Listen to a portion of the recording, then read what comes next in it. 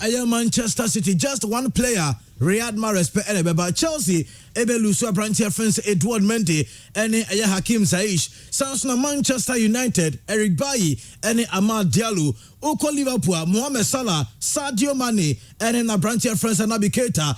Arsenal, Yebenya Brantia friends Aubameyang, Sanso ena Nicolas Pepe, Thomas Partey, ene Mohamed El Neni, Sanso ena UPM ewa Leicester City, Wilfred Onyenye Indidi, a Brantia Ndi eye Kalechi here nacho, ena na Brantia friends eye Daniel Amate, ene na Brantia friends Mendy, wamunyina ensube frimo ewa Klaus no, enti sa question we ene yebusa we say teams no. One and also enso betimi ayeshe wa bra AFCON no baso 2021 ewo eye Cameroon mami Musa Christian quick ansa na ya be fie na de fisem no enso de ato so Christian Andy players are ebe me say also be Africa no ma be compete for AFCON Baba Rest the Man City form fino we say na say on shada nya bi grand statisa okay Man City betimi ayi team na ma rest nchen now on starting and or static round so sometimes with free bench never. In the absence of Mahrez, they have so many players as on a replacement. Man City the AFCON affect you that match. Chelsea lose 2 players. Edouard Mendy and Hakim Ziyech. Andy, so lose Mendy. I just say lose 5 players. Mendy con one replacement. Kepa. I ask him. Nancy Ushe Algola Mendy Dana. The entire Chelsea keep clean sheet season way in the Premier League, even in the Champions League, and not just because of their defense. Certain Edouard Mendy, when the last man is breached, Edouard Mendy is always there to save Chelsea. And in the absence of Edouard Mendy, say Kepa never demwa, such a huge miss at Chelsea. Hakim Ziyech there and also to say Mahrez na also no was said that regular start to be and for Chelsea sa sen ka Mahrez nko dia and ka Chelsea enter emfi omo sa basa branch friend Edouard Mendy na o free Chelsea aba AFCON no such a huge miss and so edema Chelsea for Manchester United there Andy so say onso obvious miss sa one eba Eric Bailly on say Bailey kran so said that regular starter sa ono ko bobo bi kura na Manchester ho cheno play bia yi na free mu a Bailey na most often almost sacrifice no on say Manchester centre back no Maguire and the constant figure oh Manchester centre back no be there on and off it will no free Manchester aba AFCON na me so say they will miss him that much so a Chelsea free on mu a team a ebe miss key players for the AFCON no Liverpool na Andy yenhwe Liverpool front 3 no one Salah, Firmino and then Sadio Mane. Yeah. Sa front 3 na omo goals at the Liverpool season we no. Emu mienu eba AFCON. Na the one say sa players ni mienu emra AFCON no. Na ebia ye no na Liverpool enya a commanding lead in the Premier League. And now I can say they are not even second. No. Premier League no. Yeah. Chelsea they lead. Yeah. And Man City second. And Liverpool third thereabout. And so only such a commanding lead in the Premier League. Now your key players, Maku mienu, very key, very instrumental. And I almost saw one such a huge miss. But me sure say players mienu, especially Mane and Salah badia. Mane dear me sure say Diego Jota betimi abo in the absence of money. But Mohamed Salah dear simply irreplaceable. Me sure say Liverpool betimi akwa bench. I will play bia Sadio Mane kona se Jota ebe replacing dia Abrante friend Mohamed Salah there they can look at their bench and scout around their team na to get a replacement for Abrante and then be 1 month na odu say dia wan say Andy one shot that players no so nyina no eba AFCON na omo anya de enya semi final tina dia omo ba be 1 week bi no masako e to be do semi final dia minimum 3 weeks and as our players edi wa AFCON. So let's imagine the situation say Liverpool the English Premier League na do critical stage in January na January no na Sadio Mane ni ho na Mohamed Salah ni ho me sure said not be cater there ade un say huge base because in fifth one there omo Fabino omo Jordan Henderson Chamberlain ni san krofo ni nyina wono a omo ye adwuma etimi de cover omo but me sure say man ni Mohamed Salah there me sure say Liverpool to replace omo say one match no be di wo AFCON no Arsenal so ye huge miss o patenko a very very big miss for Arsenal and Nani and so eba AFCON na onko their captain is also coming to the AFCON almost say Arsenal team a say team na players na alani of say 4 players no and the anya hwekura no 3 of them status na Arsenal team na enei akwa on and off even with these players no Arsenal ensure anya consistent sa na me share team na able Premier League no Arsenal any the top 3 ni na Asia ya na koye convincing win for the top 3 almost see Chelsea almost say Chelsea almost 2 Man City almost 5 and Liverpool almost say 4 so in 3 meetings against the top 3 teams in the Premier League no Chelsea Arsenal are conceded 11 goals and team for ball and to net in those 3 matches no so let's imagine the situation say at the critical stage na ebia Arsenal fighting for a top 4 and Arsenal fighting so betimi aba in the top 10 of the league table no na some key players Pate and Aubameyang na nani enso ekodia ebe ha Arsenal ye pa these are some of the reasons here most of the clubs the Empire African players no because time na AFCON no se no sabrenso na league no edu critical stage acquire more like homecoming home stretch obia eniabre obia points na key players in the free star teams no aba AFCON na ya na teams no person African players no these are some of the reasons na Leicester City on and off very very inconsistent Leicester City this season na the team no players no moment so no Partey starter one be me ka ho the other day I think say Nigeria Kelechi Iheanacho Ndidi is a regular particular na bi ombetimi Amate regular na sembe obi ombobi Amate regular feature for Leicester City na wo friend Ndidi finfi on no on na ye adwuma na mo na other places na so be kwa Kelechi Iheanacho na say ombo front two bia na on a branch friend Jimmy Vardy and about the front two for Leicester City na for a period of 1 month na that place we eba AFCON dia I'm sure said it's also a huge mate for Leicester City but teams ni nyina teams mienu a AFCON be affect mo pa no and Chelsea in a dual Mendy and a Liverpool in Sadio Mane and Mohamed Salah. Okay, Mirasi Christian said that was a quick one and I na ye fisem and so edia to also na Hazakas ladies eko PMO was the maiden edition of the CAF Champions Women's Champions League no Hazakas 82nd na omaba bedru Ghana coach Yusuf Bazigi and so bedru ye no o se ade ba kwa AFCON ko ye ne say teams are no many Hazakas April no especially the final game against Mamelodi Sundowns and no na in terms of finance there as a club of obia the ejina ye ni sikasem ejina ye except omo Hazakas ladies. You look at clubs in the Nyomo corner, Oshe Rivers Angels, governor, the sponsor, Asfa, Army team, no, and they were almost well resourced, and a lot of national team players who, na I say, or mining na boawom. We share Sundowns and Podia, the least at what is because because I say a course seminar from coaching whom you are coach, I need your team. I say for what? I want to buy the whole team.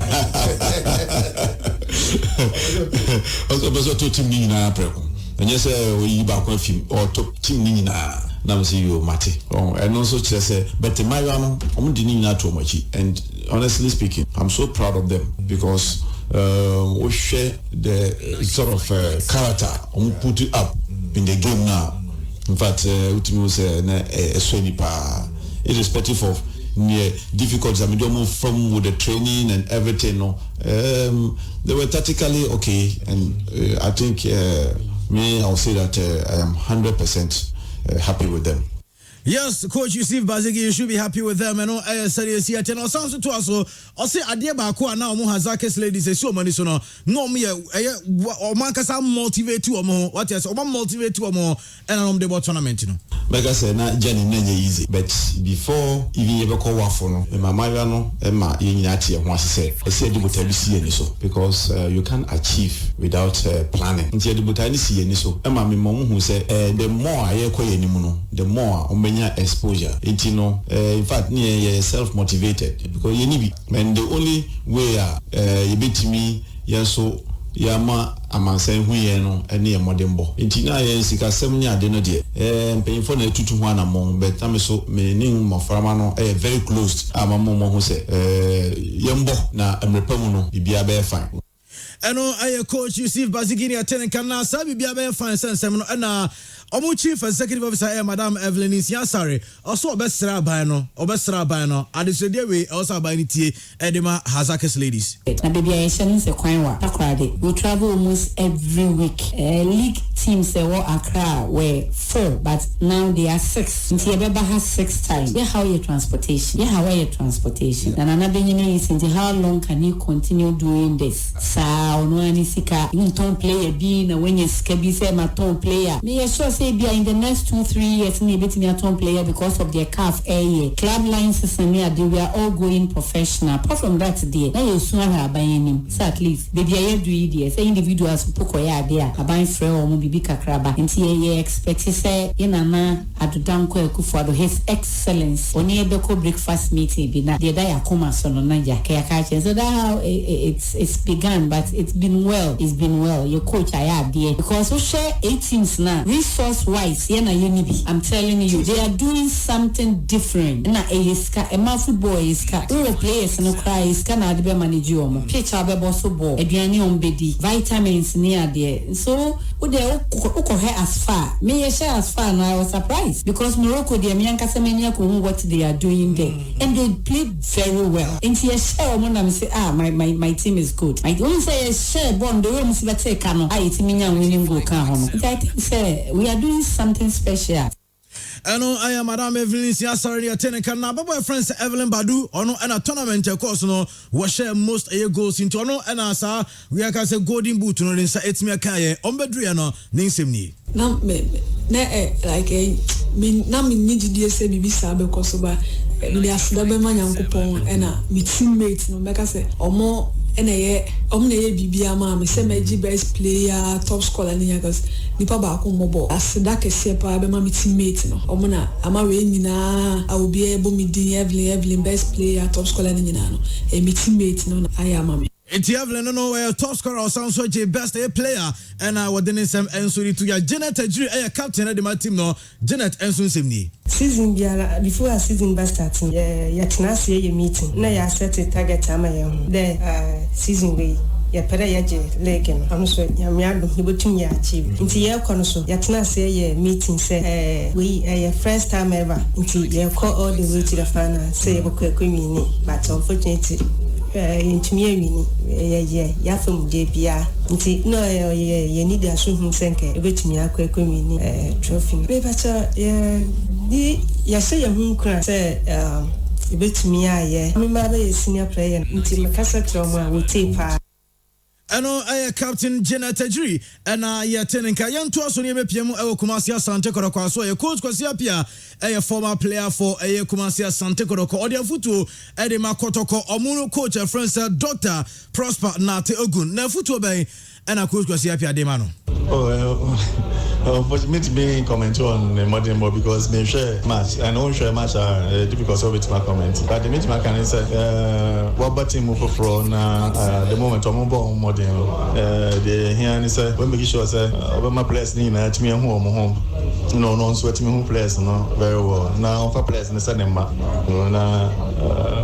I'm saying little advice I meet me there man. And to tia future says a crowd befaso ama players nyina enso coming together na ono so any players no ayon kofa timi akosoro no eno be boa maniema akoye no sound so to aso to just adia omu nyina omo hwe ne sa Asante Kotoko ke be we Ghana Premier League no na champions ayakotoko omo sa akwa Africa no mo sa akọ bomoden eno na ono Kwasi Apia or hwe from Asante Kotoko team no Kotoko say I mean ehina abokotoko and ye no ye chewo team no e be 16 years nti o chewo ma na o moja no kra na fra Kotoko no nti ehina be she say Kotoko beto aso abon homodin no only in Ghana but on bet me ato aso no akwa Africa so akwa yade Eno sama coach Kwasi Apiari to get a lot of the green table pokunti and so at me ekasaya na ono so nkoma twetwe mu no de to just on the abaso body how dey ma coach Prosper na Teogun na coach no oh you so fantastic eno sanso nam kwantene no eno aso no nam so no. I think Odum is fantastic. And easy say all of us will take you club na new players now what me I bring them together no more bossy. I think Odum he has something and obeti me the kotoko akọ and no matter what and I think I'll say there support from 8 the end now a time will come your match and call the way but still I think he's the right person for Kotoko. Eno sama opokuntiri to yano we no say abranche bakwa so be able dey wa Sante Koroko no abranche dey ede Isaac Opon na ose nema enso on semi opeso kare cha akwada no. I think Isaac Opon Nyamia Shirano because take one night like him so bit me fitting to Kotoko team like that from where he's coming from and the American Isaac Opon say it takes 1 or 2 matches so that within Abba how to maintain the name no very very difficult. Obey a target to every club. So what he has to do there, he has to do extra for himself. He should not depend on the training of the club alone or the coach alone. He should do extra because any match people will combat him, people will fight him. But still, if our extra strength he will go through. Eno I had a lot of the green table pokunti and I attending Karana Papaku and so Ekasaka kra ti Koroko former players no guso Ekasana Papaku si ono de Ojiri sa Sante Koroko team no ora mo performance on the pitch of the pitch Any nyina ekwe Kotoko enam quarantine nene so. Say yeah Kotoko there you on the right path. Well we have that teams are problems but especially yanko for normal place you house for any idea but yeah enka there make them feel still we on the right path until they hear say be continue now system na yebo no ye be encourage nkwala no ma di so na akoye because so far there obi ahwato kakra you know baby there but 4 for 4 there say yakoye nim but unim se ko hu ne se Kotoko betimi agile no for this year. So far, the people there, you know, baby, about 70% sure. Yeah, but say, my mom 70. By entry in the middle of a Eno aya papa ko ne darling pon ko twetwe no na ode sansem no ensori tuja na mubanya glass na wa ko video na ka won fan to Facebook na house for na ehwe say this here tie glass na wa ko sensem with aya how to folk any spiritual attacks na say no finally I was a glass na wa ko training in how to folk it na video no eba live on Facebook you see no ehwe say this here tie na glass na kasa na ne sema all can ne say why ready na house for nyina emfa no na why ready say house folk team they say the obeko na wetimi akwakobo glassing awaku me pese medani ase ewo akonya ode amame pepe so enyo bia na odwen ne mahu ana odwen nkrofo odomo nkrofo odomo enim so meka se mefa akonya so na madana se nia oye ediboa teshi man any nia oye ode aboa me any advisor ode amame any conference so our chairman yama waka chairman say me yen so meti na sempa and also me pese meda aso folk in paying for no board members and executives no coaches ni na fans no so me pese me stress whatever I've done, whatever they feel or whatever pain they have in them, no, me stress and they am fan chairman and me believe people say bana me bano ma yima kume mu fa say baba be yede baba be ye chuma no na ma boss na be a club no so wherever be bia also mu do bia no so no me so me di ma ho din ma dream takra no so me di baba be boss na be a bia be chimi ayede akon kan ma yede na say me do bia se pa so whatever no omo fan chairman na they should have me back as their son, their brother, whatever, and also with their chairman, so no make us say best friend, whatever it is, no. message on fan chemi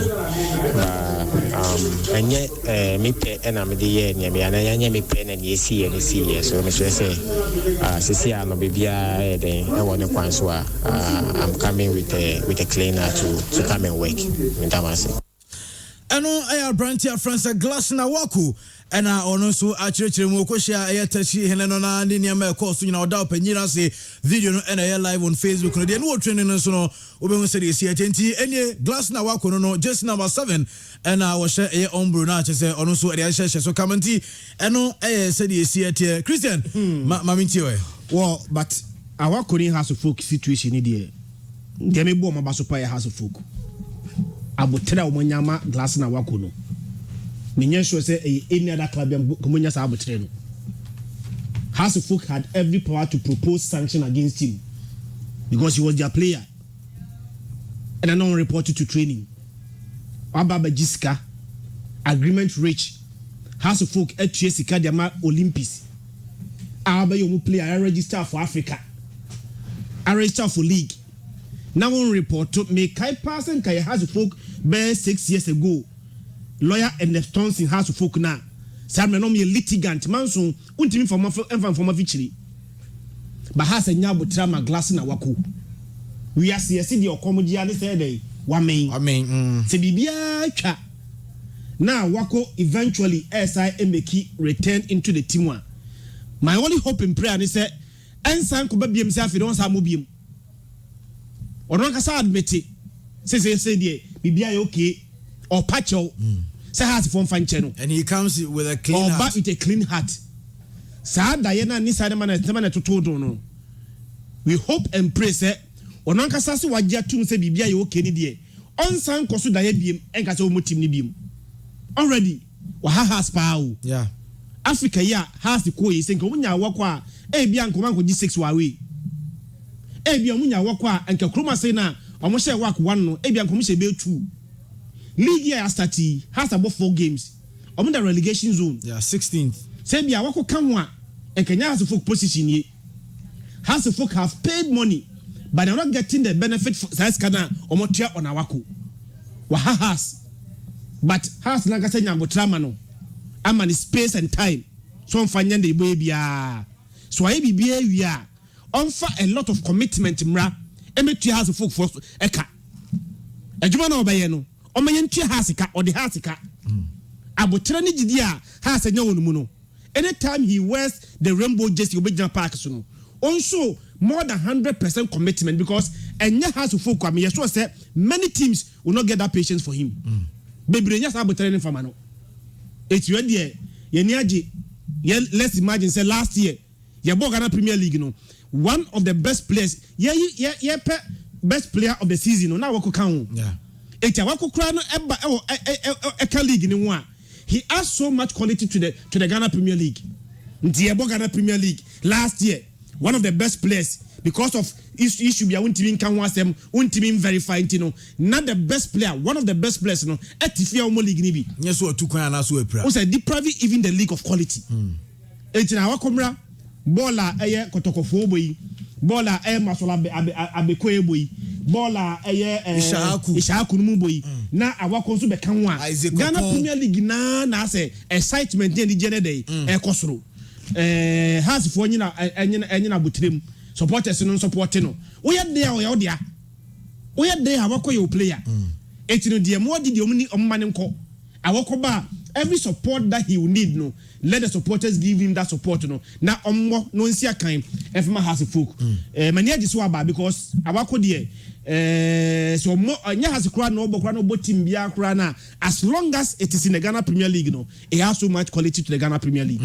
For Azaka Slade die Andy they no wakana sa sikasem ne sikasem you see vaziga sama no okay dey ya kana no aro no so betwa to so say when any so beto ni team ni nyina no so say as part for no boy kra ni sa team obi a ne bo tournament ni so person to team no to team ni nyina ma football ni dey nyame no kra ni say oye parent anandi wo nuaba no so bobo Ghana asia me so be discourage you know.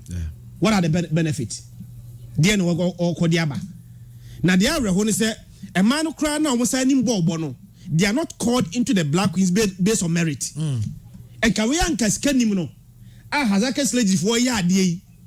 Nanka, I was what the Kakabet them more. One is okay. Once you are doing well for Hazaka's ladies, that's all merit here. Let's call you into the national team. At least national team there, Kakrabeba. But even national team, the call-up is not based on merit. It's a man football in the Ukraine, unless they are so passionate about a man football, or just Ghana football, or Mabo Ghana, I say, yeah. One shot, you're not encouraged to be our Ben or your bar Ben, say, Uncle Bobo. Now, finance no crown.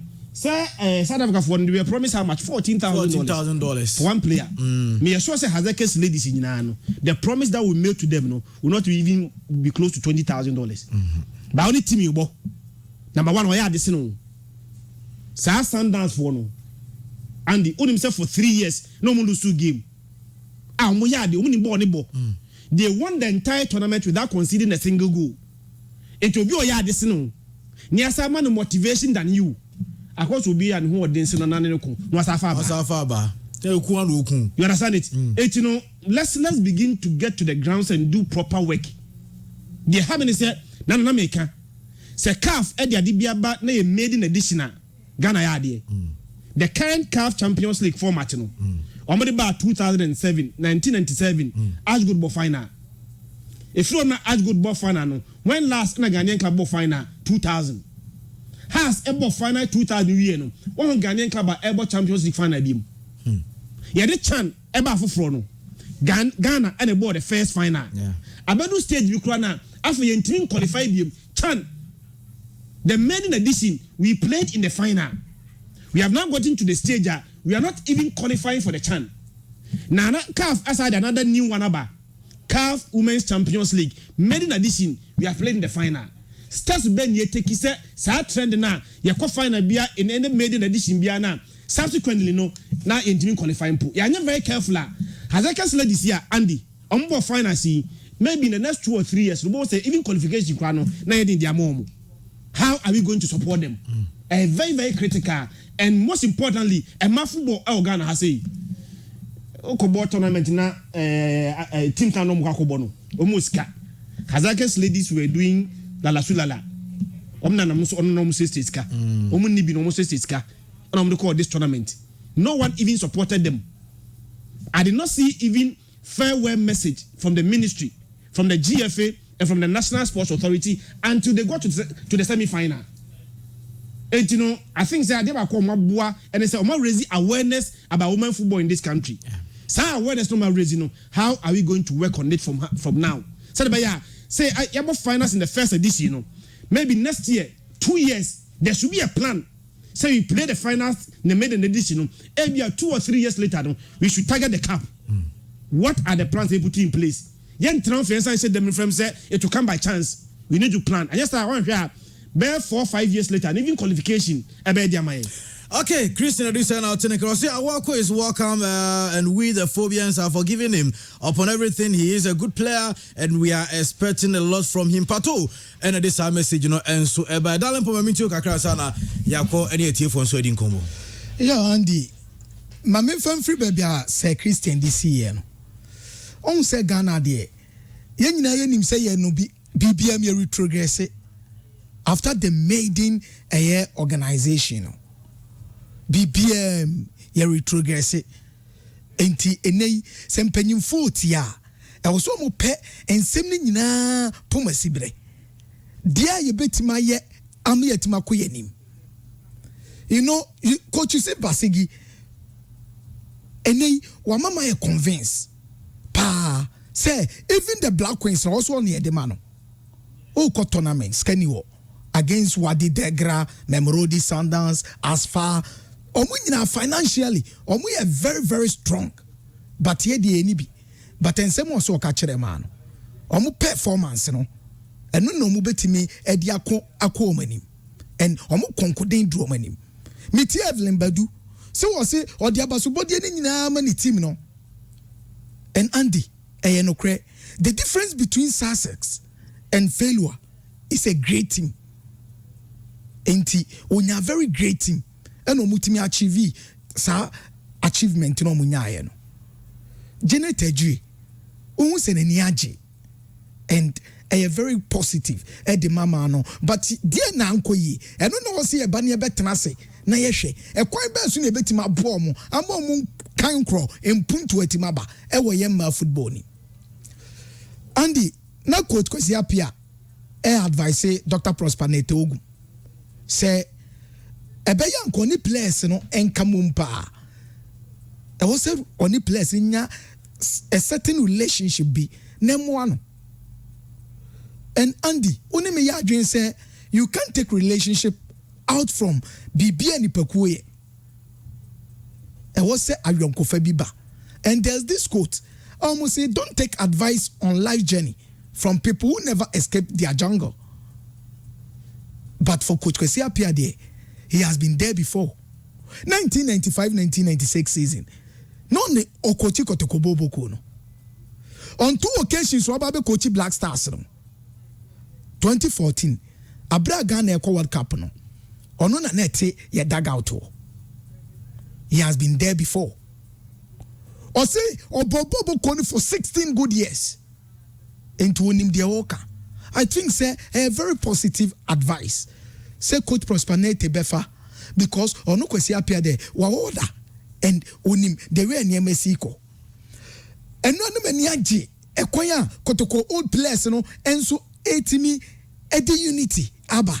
Who say omu nyina ni aji e program na say en loziko mi hui and no na meka ekwaya na woni Isaac Opon gina wa wo tunefo Fabio Gama gina wo tunefo and the interaction between the old players no and the current players no and I'm sure say only perseverance, hard work, and a bit timid Isaac Opon akonenim. Any concern on my complacency, bana quaim, and now players now no. Any concern on my complacency, bo ma quaim, complacent should be out from Isaac Opon, nitirim, na dream, and also a very focused because Kotoko bono when you very positive start. And Andy, lastly, Richmond Lamptey, absent. One Mudasiru Salifu.